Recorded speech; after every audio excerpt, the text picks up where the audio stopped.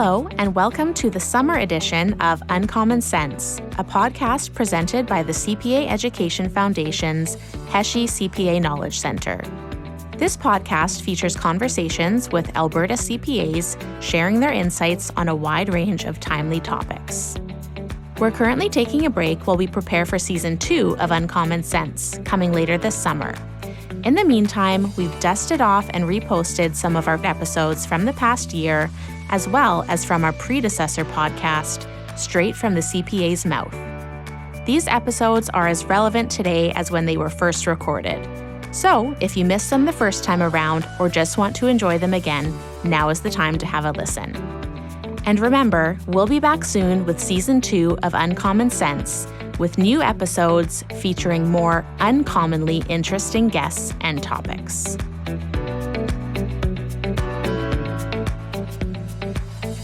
November marks the start of Financial Literacy Month, a time when private, public, and nonprofit organizations across Canada are encouraged to share resources that empower Canadians to understand their finances. According to a global financial literacy survey conducted by the Program for International Student Assessment, Canadian youth are among the best in the world when it comes to financial literacy.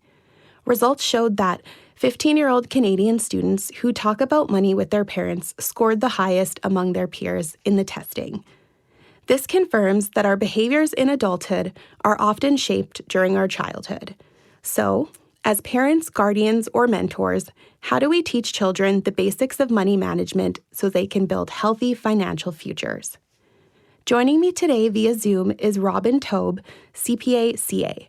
Robin holds a Bachelor of Commerce with high distinction from the Rotman School of Management at the University of Toronto and has held professional positions in both audit and taxation at two of Canada's largest accounting firms. More recently, Robin is a professional speaker and author of The Wisest Investment, teaching your kids to be responsible, independent, and money smart for life.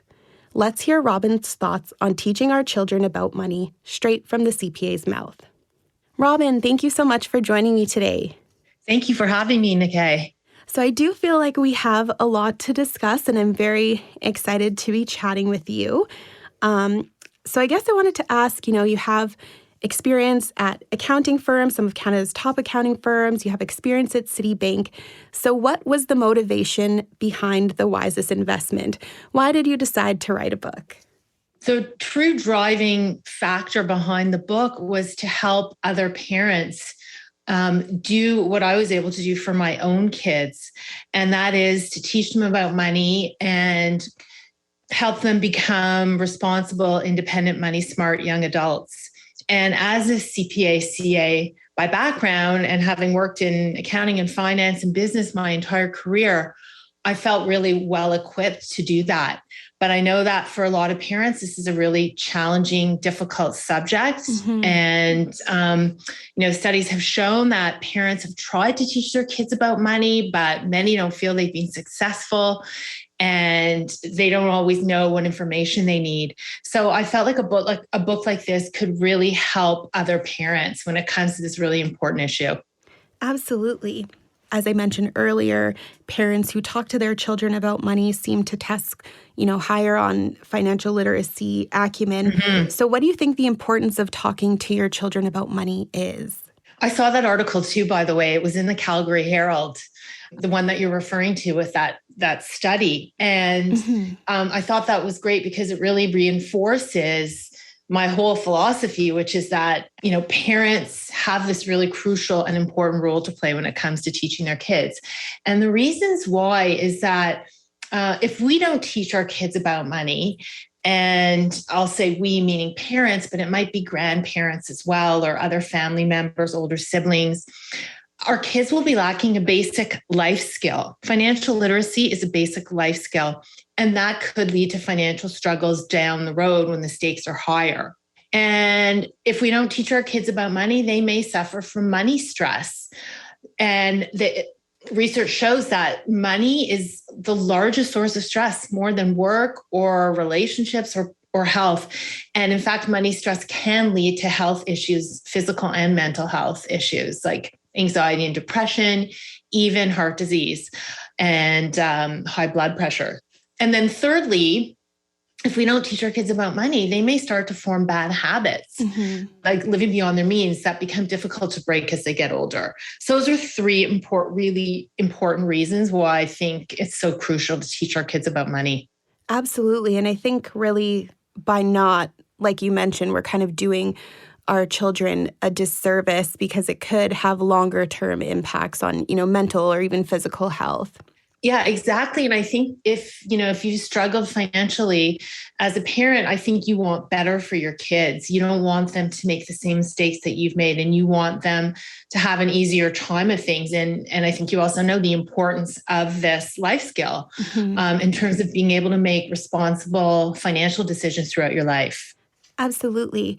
So speaking, of parents who may fall into, that category, or even just some general advice of parents who might struggle financially as well, how do we begin talking to our children about money, especially in a situation maybe where our own financial situation isn't the most favorable? Yeah. And that is one of the challenges for parents, is feeling that they're not good at this themselves. Like, how can I teach my kids if I'm not even doing this right myself? So I try to encourage parents to look at this as something that they can do with their kids, and, try to get your own financial house in order first so that you can lead by example. But again, don't feel like you have to wait until you've got everything perfect to start doing this, because no one's perfect. Everyone makes mistakes with money. And, it's just a question of how you learn from those mistakes and what you do differently going forward. So, your kids are naturally curious.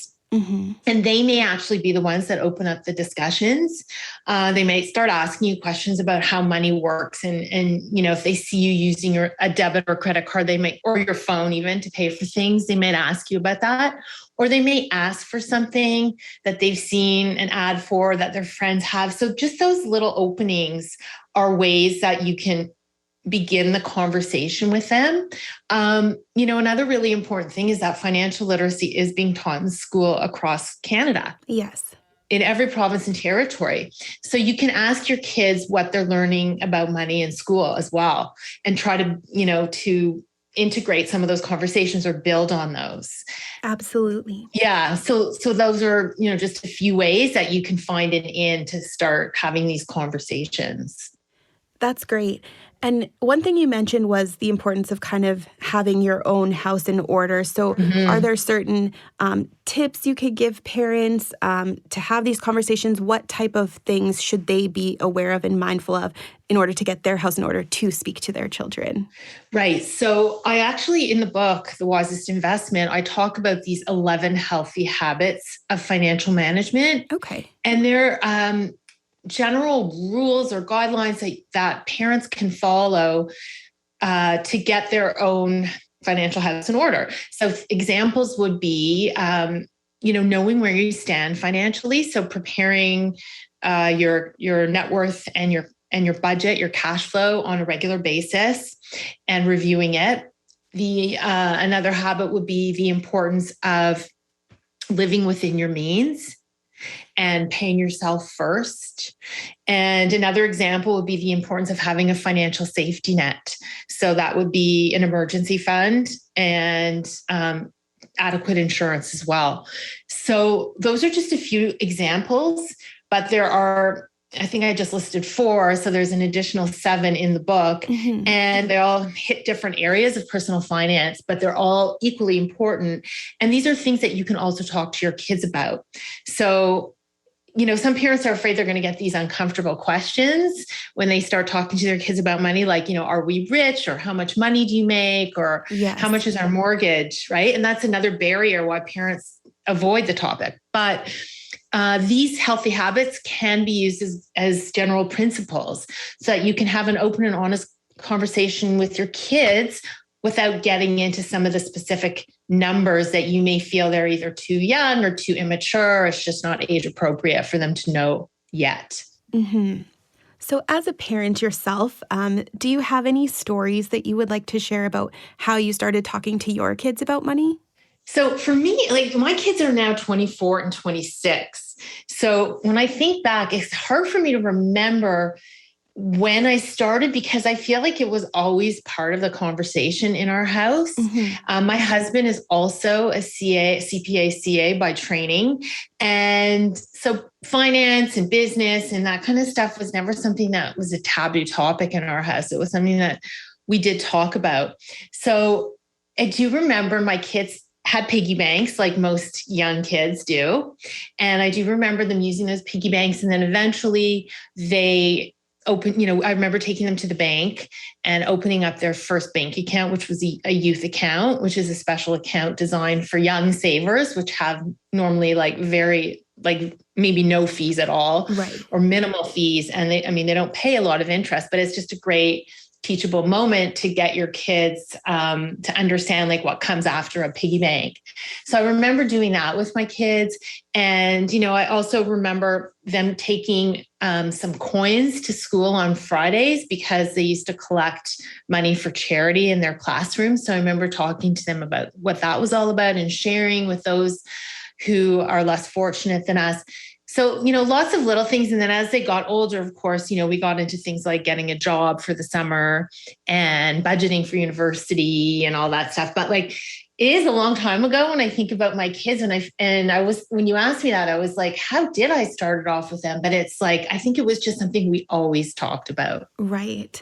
No, that's great. So I do want to talk a little bit more about your book, The Wisest Investment. Your book mentions, the 5 pillars of money. So what are they and how do you explain them to children?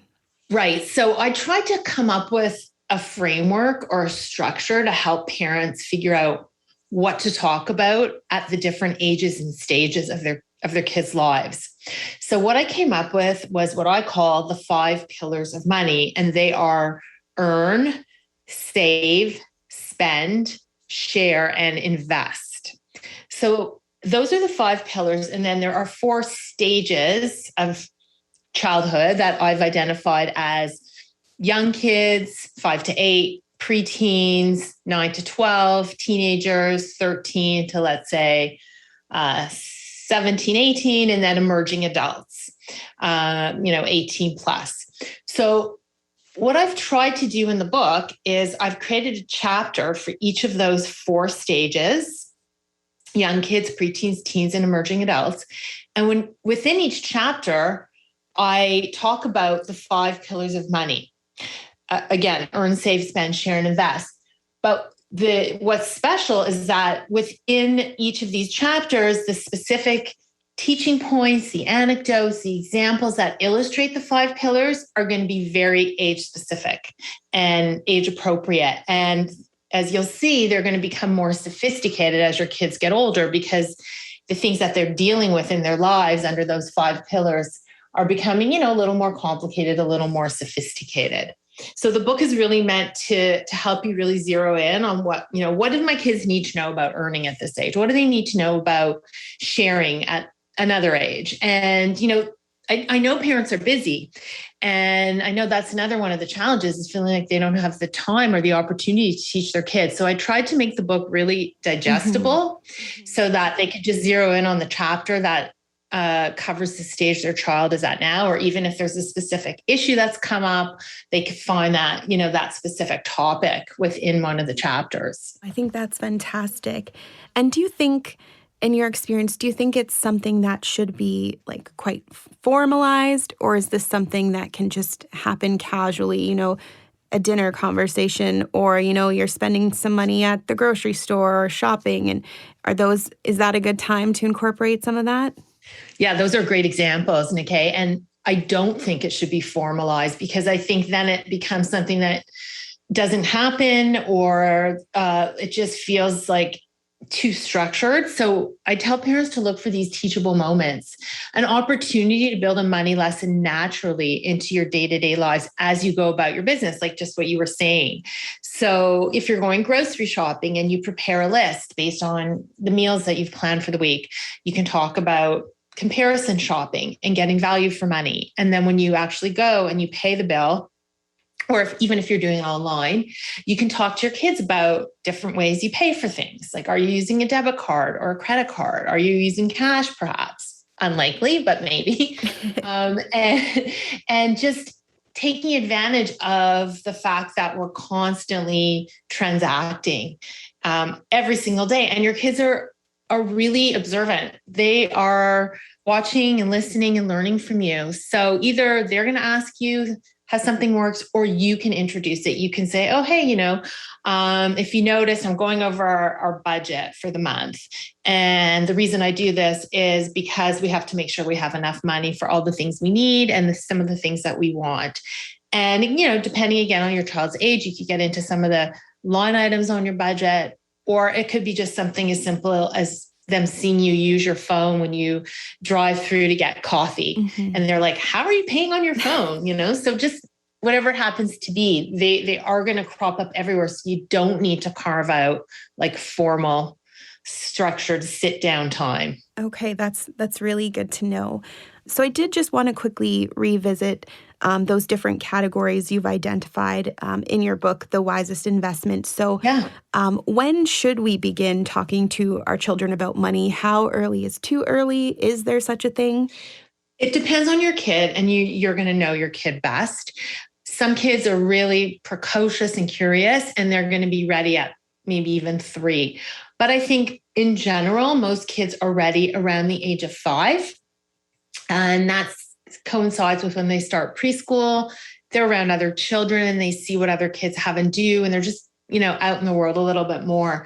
So there's never a too early. I would say as soon as your kid starts asking about it, they're ready, but maybe not to wait too much longer after they're 5, because the earlier you start, the earlier you can lay that foundation and start teaching them about earn, save, spend, share, and invest, 5 pillars. And then you just continue to build on that as your kids get older. That's fantastic. I don't want to give too much away because obviously we want to encourage people to read your book. But what types of conversations are appropriate at different ages? Can you give us just an example of, one age category and then kind of walk us through a couple of those 5 pillars? Yeah, sure. I mean, I think like the best example, my go-to example for young kids is, let's say you use a multi-slotted piggy bank. And what that looks like is it's shaped like a piggy bank, but instead of 1 slot, there are 4 slots. Oh, I love that idea. Yeah, for save, spend, share, and invest. And it is a great idea because it makes these money choices really tangible. And even young kids earn money because they get allowance perhaps, or they get money for holidays or for birthdays, or, if the tooth fairy pays a visit. So even at that young age, they can start to make that connection that when you earn money, you have to make choices about what you're going to do with it. Mm-hmm. So, that's kind of that multi-slotted piggy bank covers almost all the bases. So it's a really great tool.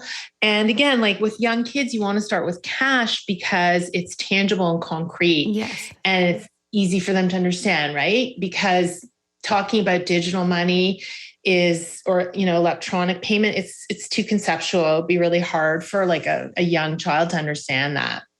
So, with preteens, they're already becoming a little more independent. They're out in the real world without you. So you have different opportunities there to teach lessons that are appropriate for them. Mm-hmm. I mean, they may be in a position to like do some odd jobs like babysitting or maybe refereeing sports. And as I mentioned with my own kids, they may be outgrowing their piggy bank. So that's when it would be time to open a youth account for them at the bank. And you can talk to them about why having your money at the bank is safer and more secure, and about the concept of interest and, how the bank will pay you. I mean, maybe not on a youth account very much, but in general, if you keep your money at the bank, they pay you interest on it. But if you have to borrow money from the bank, then you have to pay interest. So, once they become teens, I think, you're looking at their first real job, possibly. And they're also spending more than they would have been when they were younger because they may have their license, they may be driving. They're definitely going to be out with their friends a lot more and probably doing things. And so you have to talk to them about having some kind of simple spending plan or budget, and about the difference between needs and wants, and even being a good consumer, like how to get the most out of your money. And then moving on to emerging adults. I mean, this also goes with the teenage years, is that, if they're, depending what they're planning to do after high school, if they're going to post-secondary, then a lot of planning needs to go into how to pay for that investment, because it's expensive, yes, as you know, and a lot of students come out with student loans. So just having those conversations around what's the plan for after high school, what's the budget going to look like, where's the money going to come from, do we have RESPs, can you get scholarships or bursaries, are we looking at student loans or other forms of borrowing? And then, at this age, once they've reached the age of majority, they'd be eligible for a credit card of their own. So talking about how credit cards work, because that's a biggie. We take for granted as adults that we understand how they work, but teenagers don't really know, especially if they've been using a supplementary card on the family's card, then you've been paying the bill. They just don't understand it. So before they get to university, it's real, or college or whatever they're doing, it's really important that you explain to them how credit cards work. Right. You're so right. Right? It's very important, because I remember in my first year of university, you have welcome week and it's so exciting. And then there's all these banks lined up to just, offer you a credit card. And it seems so tempting, but right. Don't do it. And it seems so grown up, right? To have your own credit card. But I think some people mistakenly or naively just assume it's kind of free money. They just, without knowing how they work, they just don't understand that you're borrowing, that it's buy now, pay later, and that you have that grace period until the credit card statement comes due to pay your balance. And that's, again, one of those mistakes that can be made, that can be expensive to dig out of if it gets out of control. So, one of the reasons I try to encourage parents to start teaching their kids early is so that they can make mistakes when the stakes are low. And, if they get used to managing money and they have those opportunities, then when they get older, there's less chance that they'll be making like these more expensive mistakes that are harder to dig out of. Absolutely. And I think that kind of goes back to like those teachable moments, how you just kind of incorporate them into everyday conversations so that they can make those mistakes, like you said, when the risks are lower. So I wanted to ask you, because you said, at the kind of early ages, it's best to teach with cash. So how do we, I guess, teach our children about money in a cashless society, especially more towards that like preteen emerging adults? Right. So once you open that youth account, let's say as a preteen, most of them will come with a debit card. And especially as a result of COVID, I mean, that the pandemic has really accelerated this movement towards cashless and towards mostly using digital electronic forms of payment. It was happening before, but it really accelerated. And, I've talked to parents who have told me that their kids had to get debit cards and had to learn how to use them during COVID, because many stores just stopped accepting cash. There was concern that it could be carrying the virus and all this stuff. So we have to accept that that's the world that we're living in. And I think technology can really help in this area. So once they understand that a debit card means that the funds are coming out of your account right away, as opposed to a credit card, and they understand there has to be money in the account in order for them to use the card to tap or however they're using it. That really is the first step. But the second step would be to use the technology that is available in their mobile banking app. And our kids are on their phones all the time. They're really good at using them.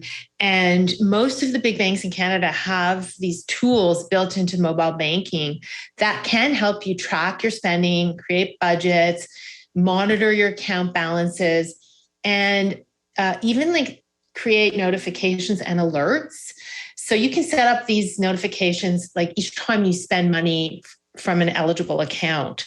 So let's say from your debit account, every time you do a transaction, you're going to get a notification on your phone or your smartwatch letting you know you've spent money. And those reminders can bring back the feeling of parting with cash, because we do lose that when we're not using cash, that pain of loss when you part with cash. Yeah, it disappears a little bit when we're just tapping and using plastic and phones. So using those, alerts and notifications will bring that back, and you'll get that visceral sense and reminder that, okay, yeah, that was actually, I really did spend money and that's coming in my account, or I'm going to see it on my credit card statement. So I encourage you and your kids to use those tools as much as possible. Absolutely. Well, I think that's a really good place to end things. I appreciate you taking the time to share your expertise. I'm sure many of our listeners have found your advice invaluable. Thank you so much, Robin. Thank you for having me again. Okay, thanks. Thanks for listening to this encore episode of Uncommon Sense. The Uncommon Sense podcast is presented by the CPA Education Foundation and funded by the Hesje CPA Knowledge Center. The Knowledge Center was created through a generous donation by the late Brian Hesje. Brian was a distinguished Albertan, business leader, CPA, educator, and community builder. His generosity and commitment to education underpinned his good works across Alberta throughout his lifetime. The opinions expressed on Uncommon Sense do not necessarily reflect the views of the CPA Education Foundation. We would like to acknowledge that CPA Education Foundation offices are situated on the traditional Treaty 6 and Treaty 7 territories and Métis Nation homeland. The Foundation acknowledges that we reside on traditional and ancestral territories of many Indigenous, First Nations, Métis, and Inuit peoples. Their histories and culture influence our community to this day. The Foundation is committed to helping build a province where Indigenous people and their voices and experiences are heard, valued, respected, and celebrated. Technical and recording services for this podcast provided by Wolf Willow Studios in Edmonton. Uncommon Sense returns with new episodes in August. In the meantime, if you enjoyed this podcast, please be sure to like, subscribe, and tell your friends about us. If you have any comments about the podcast, write to us at cpaef@cpaalberta.ca. To learn more about the CPA Education Foundation and the Hesje CPA Knowledge Center, visit cpaalberta.ca/foundation.